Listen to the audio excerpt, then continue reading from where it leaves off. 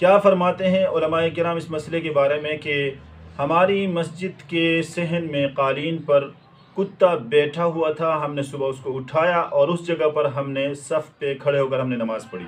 کچھ دوستوں کا یہ کہنا ہے کہ جہاں کتا بیٹھا تھا اس جگہ پر جو بندہ کھڑا ہو کر جس نے نماز پڑھی ہے اس کی نماز نہیں ہوئی۔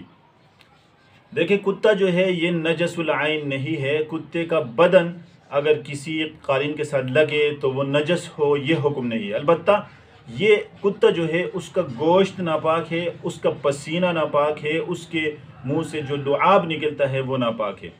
اب اگر اس کتے کے بیٹھنے کی جگہ پر اس کے جسم سے پسینہ بہا ہو اور وہ قالین کو لگا ہو تو قالین نجس ہے، اس پر نماز پڑھنے والے کی نماز نہیں ہوئی۔